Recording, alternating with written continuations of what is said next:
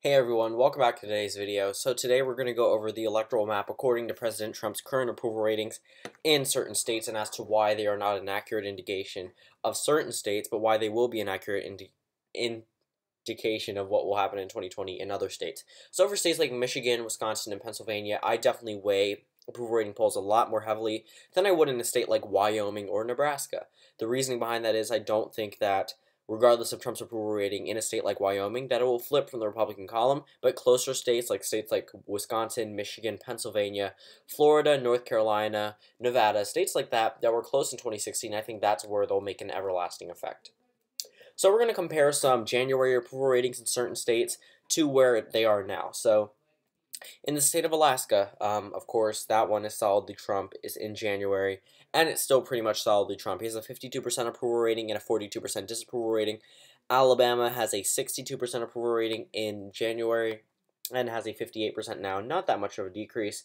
If we're looking in Arkansas, 59% to 54%. These are by the Morning Consult, by the way, and I'm going to take a little bit of Gallup polling to integrate it into some of the more some of the other states like Michigan.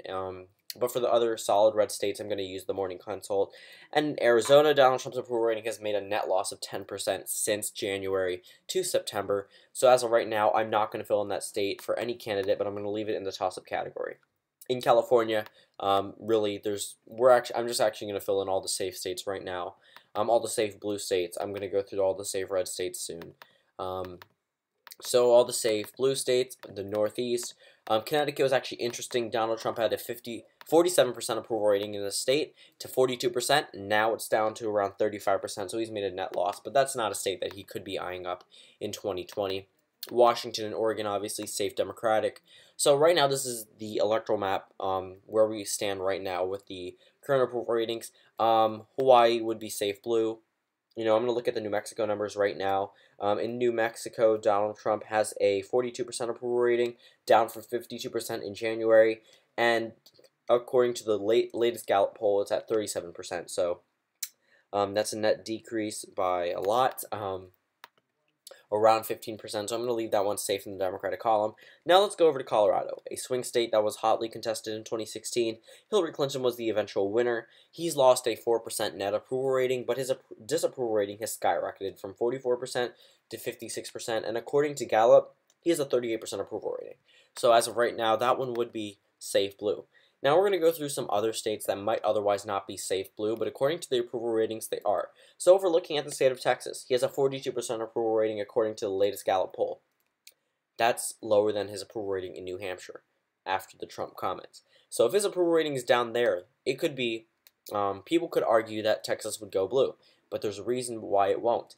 Texas doesn't have the demographic trends, and I think right now it's just the Republican Party that went against Donald Trump and voted for Ted Cruz that ultimately rebounded for Donald Trump in the 2016 general election. They didn't vote for him in the primaries. They're angry at him now, but I do think they'll come back. But in other states, Donald Trump can afford to lose a couple percentage points in Texas, but he can't afford to lose any percentage points in states like Michigan and Pennsylvania and Wisconsin. So let's look at his approval rating in Michigan, 35%. That's enough to call it the state for the Democratic Party. If we look at it in Wisconsin, 34%. Actually, two polls here, 33, 34. So I'm just going to say in between those numbers, 33.5, I guess. That's enough to call it for the Democratic Party, especially since it has that Democratic background behind it. If we look in Pennsylvania, we have a Donald Trump approval rating of 34%. Again, enough to call the state for the Democratic Party.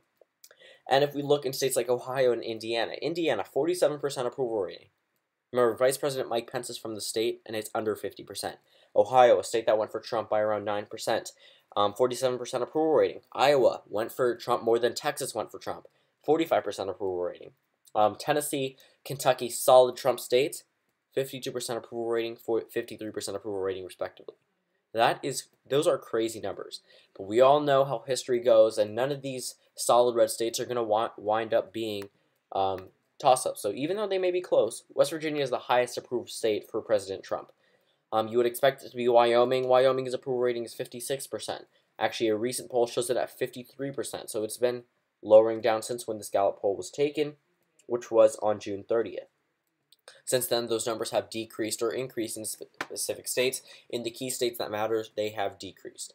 West Virginia, I'm going to call that one for Trump. All the solid Trump states, Nebraska, Kansas, Oklahoma.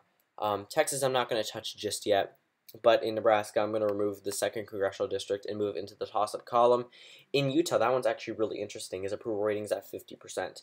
And according to the Morning Consult, Donald Trump's approval rating in that state is also low at around 52%. So that's a little good for the president. I mean, he won less than 50% of the vote, so it is expected that his approval rating could be below that. But I'm just going to leave that one in the Trump column because as history tells us, it's going to go red. Idaho, he has a 53% approval rating in the solid red state of Idaho. Just take that in for a second. I'm calling it for Trump because if I called it for another candidate, I'm going to, you know how that will turn out, and it's not going to happen. Donald Trump will win the state of Idaho. But it's just astonishing that his approval ratings are lower than they are in the state of Montana, which was once competitive in 2008 and went for President Bill Clinton. So the state of Montana, we know that one's going to go for Donald Trump unless the Democrats nominate a conservative Democrat, which they probably won't. So just based off approval ratings, I'm going to leave that one in the Trump column.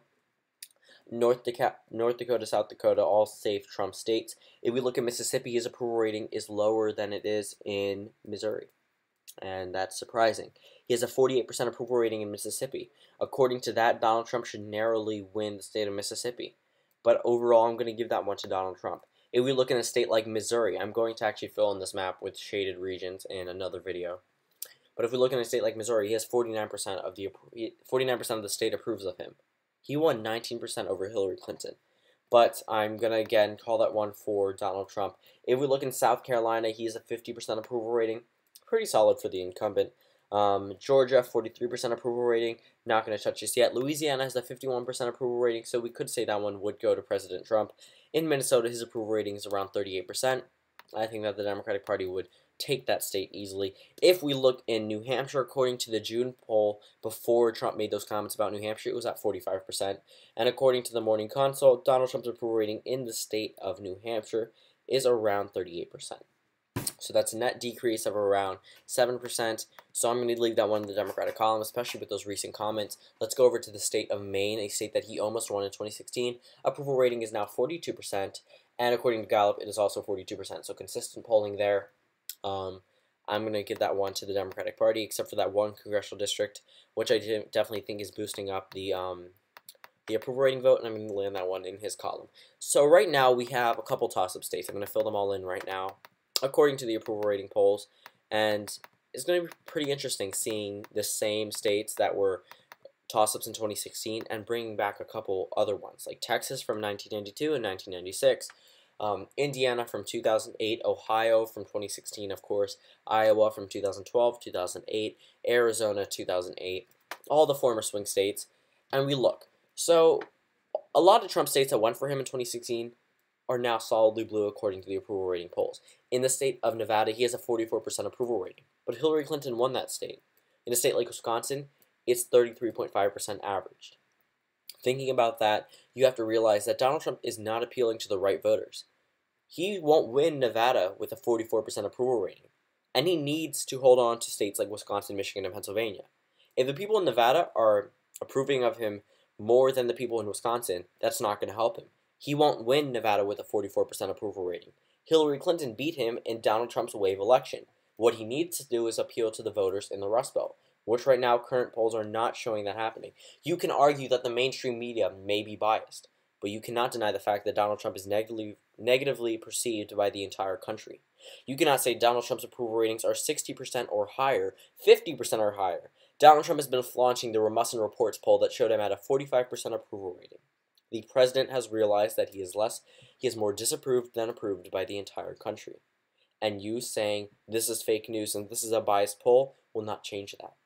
Nothing you're going to say is going to change his odds in 2020. You're going to have to come to realize that the polls were wrong once in one state, the state of Wisconsin, which was outside the margin of error, and come to a realization that Donald Trump is not that amazing candidate and amazing president you thought he would be. You're going to have to realize that Donald Trump is going to have an uphill climb with all the energy on the Democratic side.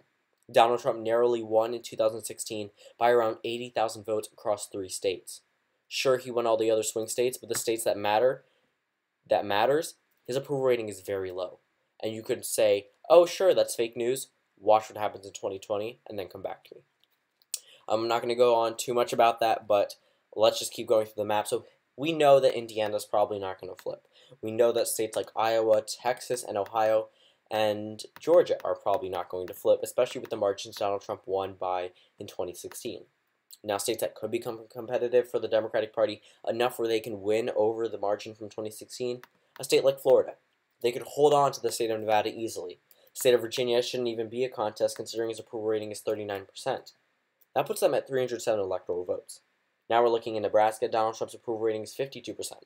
That's probably because the 2nd Congressional District is bringing him down from that 60% mark, which normally would be there.